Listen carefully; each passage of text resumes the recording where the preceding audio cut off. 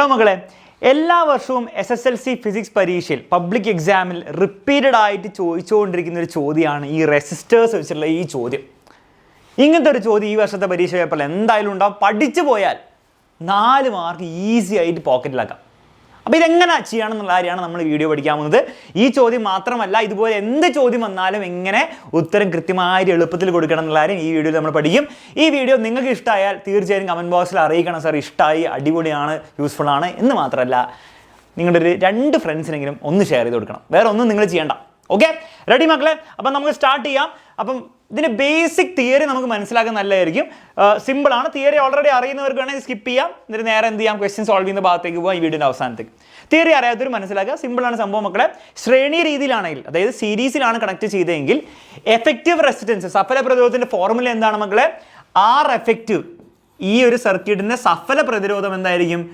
2 പേരെ ആഡ് ചെയ്യുക. R1 R2 add ചെയ്യുക. ഇവന്മാർ 2 പേരെ ആഡ് ചെയ്യുന്നത്. സാർ മൂന്നാമത് ഒരുത്തനുണ്ടെങ്കിലോ അവന് പിടിച്ചാടി R1 + R2 + R3. നാലാമതുണ്ടെങ്കിൽ നാലാമത്തവനെ പിടിച്ചാടി R + R4 + R5. അങ്ങനെ പോവുക. അപ്പോൾ ജസ്റ്റ് ആഡ് ചെയ്താൽ മതി എഫക്റ്റീവ് റെസിസ്റ്റൻസ് കിട്ടാൻ വേണ്ടി. ഇനി പറ മക്കളെ, സീരീസിലാണ് കറണ്ട് സെയിം ആയിരിക്കും 2 പേരിലൂടെയും. കറണ്ട് ഇങ്ങനെ പോകുന്നു, അതേ കറണ്ട് തന്നെ മറ്റൊരു കൂടി പോകുന്നു.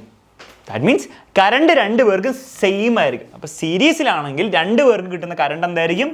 സെയിം ആയിരിക്കും. കറണ്ട് സെയിം ആണെങ്കിൽ വോൾട്ടേജ് ഡിഫറെൻ്റ് ആയിരിക്കും. അതായത് 2 പേർക്ക് സെപ്പറേറ്റ് വോൾട്ടേജാണ് കിട്ടുക. ബാറ്ററിയുടെ വോൾട്ടേജ് V ആണെങ്കിൽ ഇവന് വല്ല V1 കിട്ടും, ഇവന് വല്ല V2 കിട്ടും. അതായത് ഇപ്പോൾ 10 വോൾട്ട് ആണെങ്കിൽ ഇത് വല്ല 4 വോൾട്ട് ആയിരിക്കും, അത് വല്ല 6 വോൾട്ട് ആയിരിക്കും. അങ്ങനെ വോൾട്ടേജ് സ്പ്ലിറ്റ് ആയി പോകും, ഡിഫറെൻ്റ് ആയിരിക്കും കിട്ടുക. ഇതാണ് സീരീസിൻ്റെ സംഭവം. ഇത്രയും കാര്യം മനസ്സിലായി, ബുദ്ധിമുട്ടില്ല. അങ്ങനെയാണെങ്കിൽ പാരലലിൽ ഉണ്ടായിരിക്കും. സമാന്തര രീതിയിൽ കണക്ട് ചെയ്താലോ എല്ലാം നേരെ തിരിച്ചായിരിക്കും. ഫോർമുലയുടെ കാര്യം പറയാം, അതിൻ്റെ മുമ്പ് ആലോചിച്ച് നോക്ക്. കറണ്ട് എന്തായിരിക്കും? കറണ്ട് ഇങ്ങനെ പോകുന്നു, കുറച്ച് അങ്ങോട്ട് പോകുന്നു, കുറച്ച് ഇങ്ങോട്ട് പോകുന്നു. അപ്പോൾ വേറെ കറണ്ടാണ്. ഇവന് കുറച്ച് കറണ്ട് കിട്ടും, മറ്റൊരു വേറെ ബാക്കിയുള്ള കറണ്ട് കിട്ടും. അതായത് കറണ്ട് ആയിരിക്കും ഇപ്രാവശ്യം ഡിഫറെൻറ്റ്. നേരത്തെ കറണ്ട് സെയിം ആയിരുന്നു, ഇപ്രാവശ്യം കറണ്ട് ഡിഫറെൻ്റ് ആയിരുന്നു. കറണ്ട് ഡിഫറെൻ്റ് ആയ വോൾട്ടേജ് എന്തായിരിക്കും? സെയിം ആയിരിക്കും. 2 പേർക്ക് സെയിം വോൾട്ടേജ് കിട്ടും. അതിൻ്റെ അർത്ഥം എന്താണ്? അതായത് ബാറ്ററിയുടെ വോൾട്ടേജ് V ആണെങ്കിൽ ഇവനും V എന്ന് പറഞ്ഞ വോൾട്ടേജ് കിട്ടും, ഇവനും V എന്ന് പറഞ്ഞ വോൾട്ടേജ് കിട്ടും. ബാറ്ററി 10 വോൾട്ട് ബാറ്ററി ആണെങ്കിൽ ഇവനും 10 വോൾട്ട് കിട്ടും, മറ്റവനും 10 വോൾട്ട് കിട്ടും. ബാറ്ററിയുടെ അതേ വോൾട്ടേജ് 2 പേർക്കും കിട്ടും. സ്പ്ലിറ്റ് ചെയ്തിട്ടല്ല, അതേ വോൾട്ടേജ് കിട്ടും. പിന്നെ 10 ആണെങ്കിൽ ഇതും 10 ഇതും 10. 2 പേർക്ക് സെയിം വോൾട്ടേജ് ആയിരിക്കും, ഡിഫറെൻറ്റ് കറണ്ട് ആയിരിക്കും. അപ്പോൾ ഇങ്ങനെ ആലോചിച്ചാൽ മതി. എപ്പോഴൊക്കെ കറണ്ട് സെയിം ആണോ അപ്പോൾ വോൾട്ടേജ് ഡിഫറെൻ്റ് ആയിരിക്കും. എപ്പോൾ കറണ്ട് ഡിഫറെൻ്റ് ആണോ അപ്പോൾ വോൾട്ടേജ് സെയിം ആയിരിക്കും. ഇത്രയും കാര്യങ്ങൾ നിങ്ങൾക്ക് മനസ്സിലായെങ്കിൽ നമ്മൾ ചോദ്യങ്ങൾ ചെയ്യാൻ വേണ്ടി നമ്മൾ റെഡിയാണ്. നമുക്ക് എന്ത് ചെയ്യാം, പരീക്ഷയിൽ വന്നിട്ടുള്ള 2022 ടേം 1 വന്നുള്ള ചോദ്യം നോക്കാം. ഇതുപോലത്തെ തന്നെ ചോദ്യങ്ങളാണ് എല്ലാ വർഷവും വരിക. ഓക്കെ, ജസ്റ്റ് നമ്പറൊക്കെ മാറ്റും, കുറച്ച് എന്താണ് അവിടെ ഇവിടെയൊക്കെ മാറ്റി, അത്രേ ഉള്ളൂ. ചോദ്യം വായിച്ചു നോക്കാം. Observe the circuit given below. Observe ചെയ്തു. Identify the type of arrangement of resistors in the given circuit. എന്താണ് ടൈപ്പ് ഓഫ് അറേഞ്ച്മെന്റ്? സീരീസ് ആണോ, പാരലൽ ആണോ, ശ്രേണി രീതിയാണോ, സമാന്തര രീതിയാണോ? അപ്പോൾ ഇത് കാണുമ്പോൾ ചിലവർക്ക് തോന്നും അപ്പുറത്തും ഇപ്പുറത്തും ആയതുകൊണ്ട് പാരലാണെന്ന് വിചാരിക്കും. പക്ഷെ അങ്ങനെ വിചാരിക്കരുത്. നിങ്ങൾ ആലോചിക്കേണ്ടത് അപ്പുറത്തും ഇപ്പുറത്താണോ എന്നല്ല. നിങ്ങൾ ആലോചിക്കുക, ബാറ്ററിയിൽ നിന്ന് കറണ്ട് ഇങ്ങനെ വന്നു കഴിഞ്ഞാൽ കറണ്ട് ഇതിൻ്റെ ഉള്ളിൽ കൂടി പോയി, അതേ കറണ്ടാണോ മറ്റൊൻ്റെ ഉള്ളിൽ കൂടി പോകുന്നത്? യെസ് സാർ, അതേ കറണ്ടാണ്. സ്പ്ലിറ്റ് ആവുന്നില്ല കറണ്ട്. ഒരേ കറണ്ടാണ് 2 പേരുടെ ഒഴുകുന്നത്. മക്കളെ, ഒരേ കറണ്ടാണെങ്കിൽ അതിൻ്റെ അർത്ഥം എന്താണ്? 2 പേരും സീരീസിലാണ്. അപ്പോൾ ഇവർ 2 പേരും എന്തിനാണ് മക്കളെ? സീരീസിലാണെന്ന് പറയാം. ശ്രേണി രീതിയിലാണ് കണക്ട് ചെയ്തിരിക്കുന്നത്. അപ്പോൾ ഷേപ്പ് നോക്കരുത് സർക്യൂട്ടിൻ്റെ. ഒരേ കറണ്ട് ആണെങ്കിൽ സീരീസിലാണ്, കറണ്ട് സ്പ്ലിറ്റ് ആവുന്നുണ്ടെങ്കിൽ പാരലാണ്. അങ്ങനെയാണ് നിങ്ങൾ കണ്ടുപിടിക്കേണ്ടത്. അപ്പോൾ അത് കണ്ടുപിടിക്കാൻ പഠിച്ചു. ഓക്കെ, അപ്പോൾ 1 മാർക്ക് അവിടെ കിട്ടി. ശ്രേണി രീതി എന്ന് എഴുതി വെക്കുക. Calculate the effective resistance in the circuit. സഫല പ്രതിരോധം കണക്കാക്കുക. സീരീസിലാണ് സഫല പ്രതിരോധം എങ്ങനെ കണക്കാക്കുക? സിമ്പിളാണ്. വീണ്ടും ഫോർമുല എഴുതുക. R എഫക്റ്റീവ് അല്ലേ? R എഫക്റ്റീവ് സീരീസിലാണ് എന്താണ് മക്കളെ? It is R1 + R2. പാരലിൻ്റെ ഇക്വേഷൻ പറഞ്ഞതെന്നില്ല എന്ന് എനിക്കറിയാം, ഞാൻ പറഞ്ഞുതരാം. ഇത് ചെയ്ത് കഴിഞ്ഞ് പറഞ്ഞുതരാം പാരലിൻ്റെ ഇക്വേഷൻ. R എഫക്റ്റീവ് എന്താണ് മക്കളെ? Simply R1 + R2. R1 R2 എന്താണ്? 2 4 2 + 4 വരും. 2 + 4 = 6 ഓം. 6 ഓം ആണ് ഈ സർക്യൂട്ടിൻ്റെ സഫല പ്രതിരോധം. അതും കിട്ടി. Calculate the potential difference across 4 ohm resistor. Potential difference എന്ന് പറഞ്ഞാൽ വോൾട്ടേജ് ആണ്. ഈ 4 ഓമിന് എത്ര വോൾട്ടേജ് കിട്ടുമെന്ന് കണ്ടുപിടിക്കാനാണ് പറഞ്ഞിരിക്കുന്നത്. 6 വോൾട്ട് ആയിരിക്കുമോ? അല്ല. കാരണം നിങ്ങൾക്ക് എല്ലാവർക്കും അറിയാം, സീരീസിൽ കറണ്ടേ സെയിം ഉള്ളൂ, വോൾട്ടേജ് സെയിം അല്ല. വോൾട്ടേജ് സ്പ്ലിറ്റ് ആയി പോകും. കുറച്ച് വോൾട്ടേജ് ഇവിടെ പോകും, കുറച്ച് വോൾട്ടേജ് അവിടെയും പോകും. അപ്പോൾ വോൾട്ടേജ് അവന് വേറെ കിട്ടും. അപ്പോൾ അങ്ങനെ കണ്ടുപിടിക്കാം. മക്കളെ, നിങ്ങൾ ഇങ്ങനത്തെ ചോദ്യം വന്നു കഴിഞ്ഞാൽ നിങ്ങൾ ആദ്യം ആർ എഫക്റ്റീവ് കണ്ടുപിടിക്കുക. അത് നമ്മൾ ഓൾറെഡി കണ്ടുപിടിച്ചു. നെക്സ്റ്റ് കറണ്ട് കണ്ടുപിടിക്കുക. കറണ്ട് എങ്ങനെ കണ്ടുപിടിക്കുക? ഇവിടെ വോൾട്ടേജ് ഉണ്ട്, എഫക്റ്റീവ് റെസിസ്റ്റൻസ് ഉണ്ട്, സർക്യൂട്ടിലെ ടോട്ടൽ കറണ്ട് കണ്ടുപിടിക്കാൻ ഒരു ബുദ്ധിമുട്ടില്ല. V = IR. ഓംസ് ലോ ഉപയോഗിക്കുക. ഇപ്പോൾ കറണ്ട് കണ്ടുപിടിക്കണം നിങ്ങൾ കുറേ എന്തെങ്കിലും ചിന്തിച്ചുകൊണ്ടിരുന്നിട്ട് കാര്യമില്ല. ഓംസ് ലോ അറിയണം. ഓംസ് ലോ എന്ന് പറഞ്ഞാൽ ഒന്നുമില്ല, V = IR.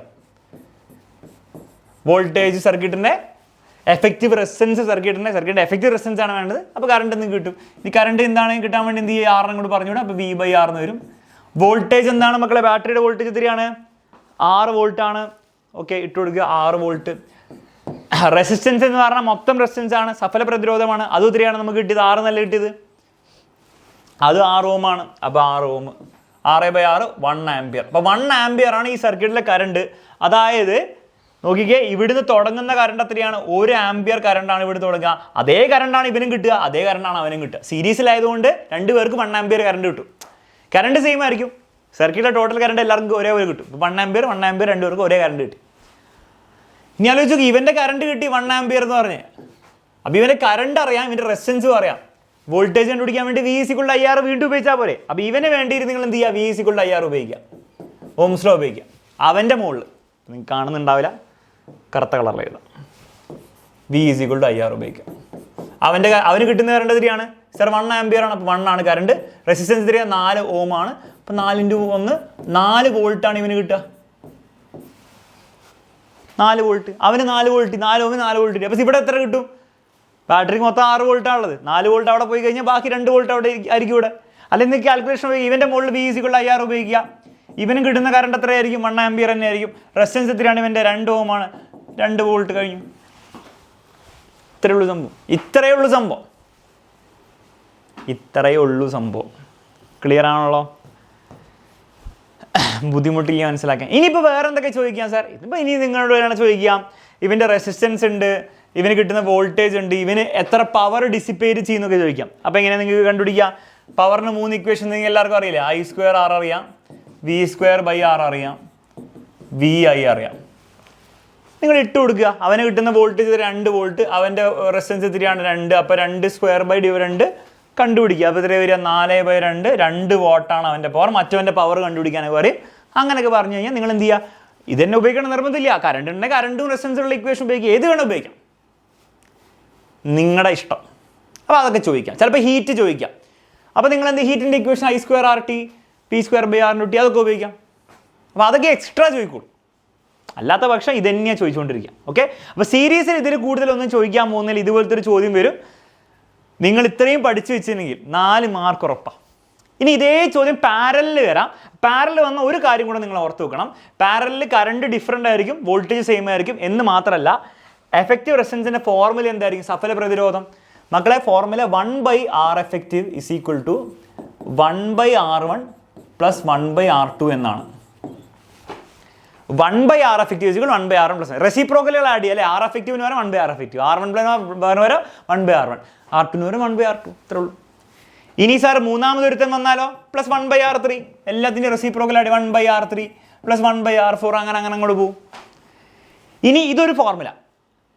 2 എണ്ണം മാത്രമാണെങ്കിൽ ഒരു സിമ്പിൾ ഫോർമുല ഉണ്ട്. ആ ഫോർമുലയും കൂടെ പഠിച്ചു വെച്ചോ. 2 എണ്ണം മാത്രമാണെങ്കിൽ നേരെ R effectiveൻ്റെ ഫോർമുല എഴുതാം. കാരണം ഇത് 1/R effective ആണ്. R effective ഡയറക്റ്റ് കിട്ടുന്നില്ല. 2 പേര് മാത്രമാണെങ്കിൽ നിങ്ങൾക്ക് R effectiveൻ്റെ ഡയറക്റ്റ് ഫോർമുല എന്താണെന്നറിയോ? R1 × R2 divided by R1 plus R2. ഈ ഫോർമുല ഓർത്ത് വെച്ചാൽ മതി. R1 × R2 divided by R1 plus R2 ഓർത്ത് വെക്കാം. പാരലല്ല തിയറി കഴിഞ്ഞു. ഇത്രേ ഉള്ളൂ. ഇനി കുറേ തിയറി നോക്കിക്കൊണ്ടിരുന്നില്ല. അല്ല നമ്മൾ ചോദ്യങ്ങൾ ചെയ്ത് നോക്കാം. Analyse the given circuit. എപ്പോഴും ചോദിക്കൂട്ടോ ഈ സംഭവം. How are the resistors connected? എങ്ങനെയാണ് കണക്ട് ചെയ്തിരിക്കുന്നത്?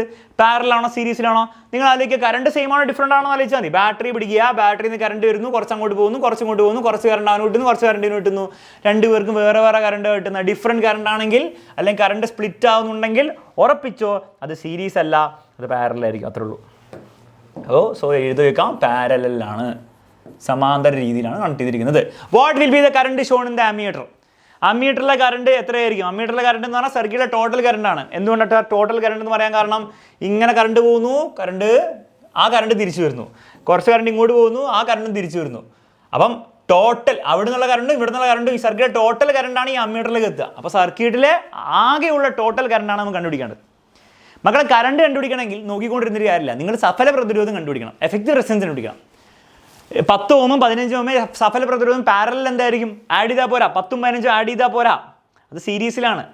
ഇത് പാരലൽ ആവുമ്പോൾ 2 പേരുള്ള ഫോർമുല ഉപയോഗിക്കുക, അതാണ് ഏറ്റവും എളുപ്പം. R effective is equal to R1 into R2 divided by R1 plus R2. ഇത് ഉപയോഗിക്കാം. 10 into 15 divided by 10 plus 15. 10ഉം 15 തന്നെയല്ലേ ക്വസ്റ്റനിൽ? Yes. Okay, 10 into 15 150 divide by 10 plus 15. അല്ലെ അത് മൾട്ടിപ്ലൈ ചെയ്യേണ്ട ആവശ്യമില്ല കേട്ടോ, നിങ്ങൾ ഇങ്ങനെ തന്നെ ഇട്ടാൽ കുറച്ചുകൂടി എളുപ്പത്തിൽ ചെയ്യാൻ പറ്റും. താഴത്തെ ആഡ് ചെയ്തേ, അപ്പോൾ 25 കിട്ടും. ഇനി കട്ട് ചെയ്ത് കളി നോക്കാം. നോക്കിക്കേ, 5 കൊണ്ട് ഡിവൈഡ് ചെയ്ത് 3, 5 കൊണ്ട് ഡിവൈഡ് ചെയ്ത് 5, ദാറ്റ് ഈസ് 10 into 3 30/5. 6 ഓം ആണ് എഫക്റ്റീവ് റെസിസ്റ്റൻസ്, 6 ഓം ആണ് ഇവരുടെ സഫല പ്രതിരോധം. ഇത് കണ്ടുപിടിച്ചതിക്ക് ഇനി കറണ്ട് കണ്ടുപിടിക്കാൻ എളുപ്പമാണ്. V is equal to IR ഉപയോഗിക്കുക. കറണ്ട് കണ്ടുപിടിക്കാൻ വേണ്ടി I is equal to R നെ കൂടെ പറഞ്ഞു V/R ഇടുക. ടോട്ടൽ കറണ്ടാണ് വേണമെങ്കിൽ ടോട്ടൽ വോൾട്ടേജ് ഇട്ട് കൊടുക്കുക. ടോട്ടൽ വോൾട്ടേജ് എത്രയാണ് സർക്യൂട്ടിലെ? 12 ആണ് ഇട്ട് കൊടുക്കുക. 12 ഡിവൈഡ് ബൈ എഫക്റ്റീവ് റെസിസ്റ്റൻസ് എത്രയാണ്? 6 ഓം ആണ്. സോ 2 ആംപിയർ എന്ന് കിട്ടും. അപ്പോൾ total current in the circuit, അതായത് അമ്മീറ്ററിൽ കൂടി പോകുന്ന ടോട്ടൽ കറണ്ടാണ്, അത് എത്രയായിരിക്കും? അതായത് ഇവിടുന്ന് സ്റ്റാർട്ട് ചെയ്യുന്ന കറണ്ടും ഇവിടെ തിരിച്ചെത്തുന്ന കറണ്ടൊക്കെ തന്നെ എത്രയായിരിക്കും മക്കളെ? 2 ആംപിയർ ആയിരിക്കും. അത് കിട്ടി. Calculate the current through resistance R1. ഈ 10 ഓമിലുള്ള കറണ്ട് എത്രയായിരിക്കും? അതും 2 ആംപിയർ ആയിരിക്കും? അല്ല, 2 ആംപിയർ എന്ന് പറയുന്നത് സ്റ്റാർട്ട് ചെയ്യുന്നത് ഇവിടെ തിരിച്ചെത്തുന്ന കറണ്ടാണ്. പക്ഷേ ഇവന് കിട്ടുന്നത് മൊത്തം 2 ആംപിയർ കിട്ടില്ല, അതിൽ വല്ല 1 ആംപിയറോ 1.5 ആംപിയറോ അല്ലെങ്കിൽ അത്രയൊക്കെ ആയിരിക്കും കിട്ടുക. അതെങ്ങനെ കണ്ടുപിടിക്കുക? വളരെ സിമ്പിളാണ്. നിങ്ങൾ ആലോചിച്ച് നോക്ക്. ഇവൻ്റെ റെസിസ്റ്റൻസ് നമുക്കറിയാം, പാരലൽ ആയതുകൊണ്ട് ഈ 12 വോൾട്ട് മൊത്തത്തിൽ അവന് കിട്ടും, ആ 12 വോൾട്ട് ഇവനും കിട്ടും, 2 പേർക്ക് സെയിം വോൾട്ടേജ് കിട്ടും. ഇപ്പോൾ 2 പേർക്കും എന്താണ്, ബാറ്ററിയുടെ മൊത്തം വോൾട്ടേജ് 2 പേർക്കും കിട്ടുന്നുണ്ട്. ഞാൻ അയച്ച് കാണിച്ചു തരാം. പാരലൽ ആയതുകൊണ്ട് തന്നെ 2 പേർക്കും ബാറ്ററിയുടെ മൊത്തം വോൾട്ടേജ് കിട്ടും. അതായത് ഇവനും 12 വോൾട്ട് കിട്ടും, മറ്റവനും 12 വോൾട്ട് കിട്ടും. അപ്പോൾ ഇവൻ്റെ വോൾട്ടേജ് റെസിസ്റ്റൻസ് ആയി കറണ്ട് കണ്ടുപിടിക്കാൻ എന്താ ബുദ്ധിമുട്ട്? V is equal to IR അവൻ്റെ മുകളിൽ പോയി ഉപയോഗിച്ചേ. അപ്പോൾ എന്തായിരിക്കും? I is equal to V/R ആയിരിക്കും കിട്ടുക. V എത്രയാണ്? അവന് 12 വോൾട്ട് കിട്ടുന്നുണ്ട്, അവൻ്റെ റെസിസ്റ്റൻസ് എത്രയാണ്? 10 ആണ്. 12/10 1.2 1.2 ആംപിയർ ആണ് അവിടെ പോകുന്നത്. ഇപ്പോൾ താഴെ എത്രയായിരിക്കും? അത് കിട്ടി. താഴെ എത്രയും മൊത്തം ആകെ 2 ആംപിയർ അല്ലേ, ബാക്കി 0.8 ആംപിയർ ആയിരിക്കും ഇവിടെ ഉണ്ടാവുക. പക്ഷെ അല്ല, അതും കണ്ടുപിടിക്കാം. ഇവിടെ I is equal to ഇവൻ്റെ മുകളിൽ I is equal to V/R ഉപയോഗിക്കുക.